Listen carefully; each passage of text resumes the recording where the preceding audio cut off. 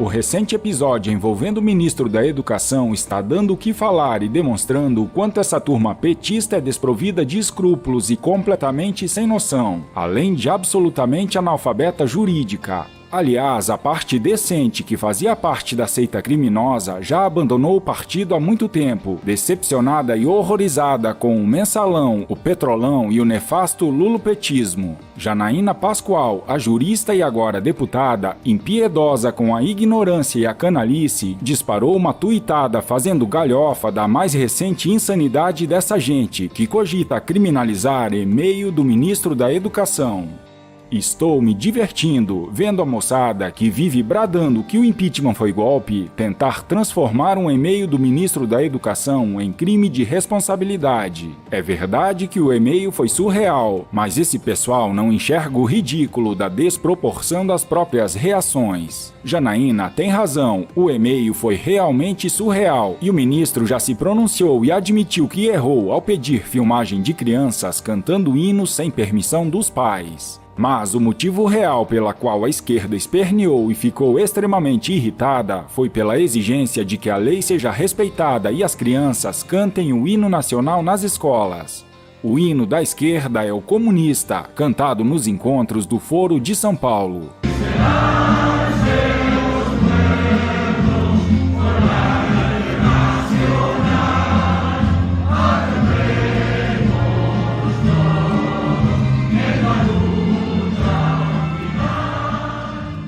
João Ferreira foi curto e grosso, ele publicou em suas redes sociais. O ministro da Educação demorou 24 horas para se desculpar e rever seu ato. O PT ficou 13 anos roubando e destruindo o Brasil, sem nenhum foi mal pelo Twitter da parte de qualquer um do alto escalão.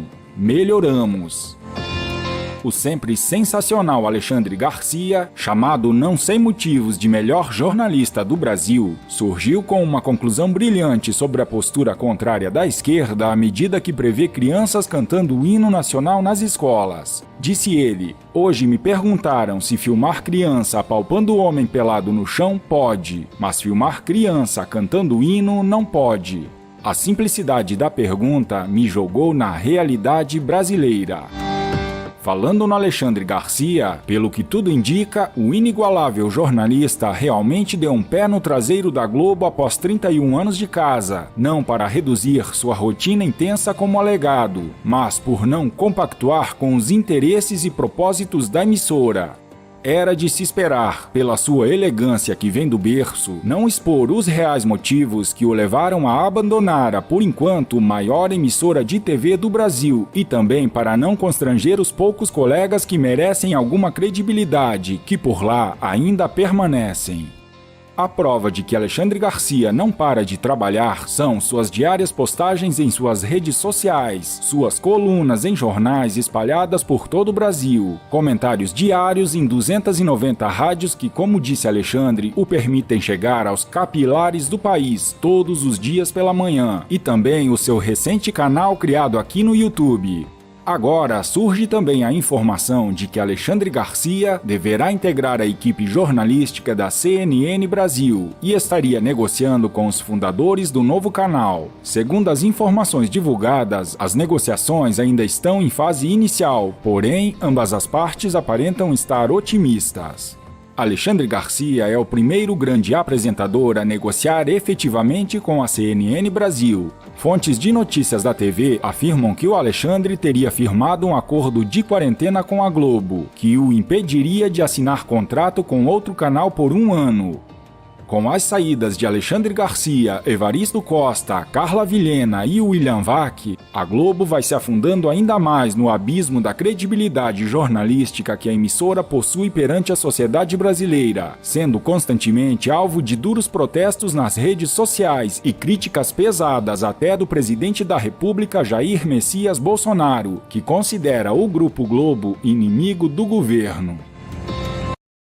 A Ford tem ofertas imperdíveis para você. Aproveite as últimas unidades sem aumento de preço. EcoSport com sistema multimídia, com versões a partir de R$ 69.990 com taxa zero em 36 vezes. E Ford Ka, agora com câmbio automático com taxa zero. É isso Isso mesmo! Últimas unidades sem aumento de preço. Aproveite!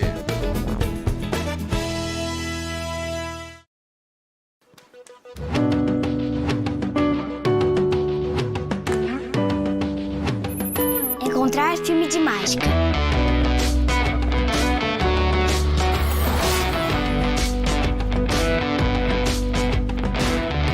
Mostrar clipe de rock. Só as TVs LG têm a tecnologia ThinQ AI, a inteligência artificial que ouve e responde seus comandos de voz em português. Como está a previsão do tempo hoje?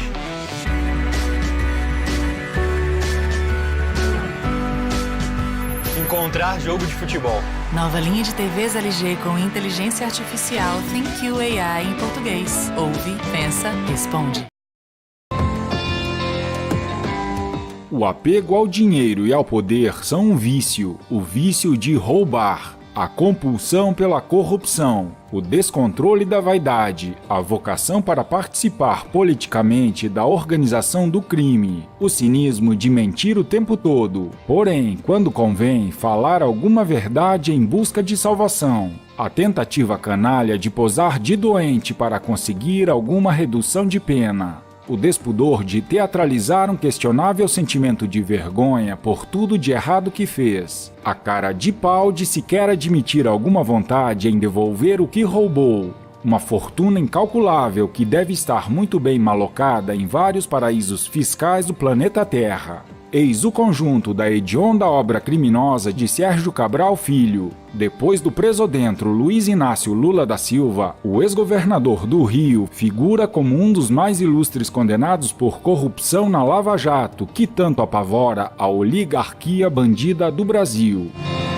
O depoimento de Cabralzinho ao juiz Marcelo Bretas é uma legítima peça de escrotidão política. Sem o menor pudor, fingindo arrependimento, o bandido dedura alguns antigos amigos e aliados. O objetivo, claro, é produzir um faquetoide judaciário. A tática é da vingança, gerando novos alvos para compartilhar o inevitável degredo. Cabral não descobriu a corrupção. O longo tempo em que se locupletou em negociatas promovidas pelo uso e abuso do poder político apenas comprova a falência do modelo estatal capimunista rentista do Brasil. Por muitos anos, Cabral foi um senador abençoado e muito certamente remunerado nos bastidores para defender os interesses do sistema financeiro no Congresso Nacional. Desde os tempos de deputado e presidente da Assembleia Legislativa do Estado do Rio de Janeiro, Cabral foi uma das lideranças do crime institucionalizado que assaltou a administração pública. Tem culpa Cabral? Claro, e tem dolo também. No entanto, é fundamental ressaltar que Cabral e outros políticos afins só agiram porque a modelagem estatal brasileira existe para permitir o regime da roubalheira. No caso, o crime institucionalizado cumpre a missão de tornar o país inviável, subdesenvolvido. A bandidagem não é a causa do Estado ladrão, ela é mera consequência do famoso mecanismo. Ele domina todos os poderes republicanos. Temos 3 novidades. Primeiro, o povo resolveu gritar contra a corrupção, depois que descobriu que ela é um dos grandes males do Brasil. Segundo, os bandidos resolveram abrir o bico, revelando verdades ou fabricando deduragens que podem até ser mentirosas, porém atingirão inimigos que se desarticularam. Terceiro, perigosamente impopular, o judiciário terá de passar por uma reformulação profunda, pois também se tornou alvo de suspeitas e perigosas evidências de ligações diretas com o sistema de corrupção. O Brasil vive tempos urgentes de revisão. O setor público, que explora o privado e escraviza um indivíduo brasileiro, terá de ser reinventado. Se isto não ocorrer por bem, corre risco concreto de acontecer na base da porrada. Corrupção, violência e impunidade somadas inviabilizam o crescimento econômico e o desenvolvimento de uma nação rica, porém mantida artificialmente na miséria, para cumprir a maldição de ser uma eterna colônia de exploração. Os bandidos de todas as classes sociais são agentes que cumprem a missão de inviabilizar o Brasil. Acontece que tal situação saiu de controle dos operadores criminosos. Justamente por isso, as mudanças são inevitáveis e inadiáveis.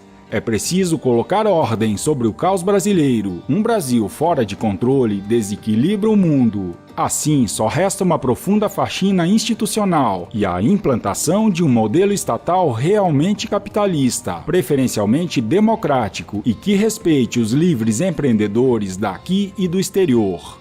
O eleitorado brasileiro e os prejudicados pelo mecanismo, aqui e lá fora, elegeram Jair Bolsonaro e Antônio Hamilton Mourão para iniciarem o processo de mudança do Brasil, que não acontecerá por milagre e exigirá muito trabalho e seriedade dos segmentos esclarecidos da sociedade brasileira. O vício de roubar precisa ser substituído pela virtude de estudar, trabalhar e produzir para gerar e distribuir riquezas com democracia, liberdade e justiça. Assim, devem ser neutralizados e punidos com todos os rigores da lei, sem perdão, todos aqueles que estiverem contra esse objetivo maior. Eis a missão básica de um governo que tem quase 70 oficiais das Forças Armadas em postos chaves da administração pública federal, direta e indireta. Praticar boa governança sem roubar e nem deixar roubar, integrando as ações ministeriais, é o mínimo que se espera deles. Se falharem, o Brasil vai mergulhar em uma guerra civil que levará à desintegração do território e do patrimônio nacional, arrasando com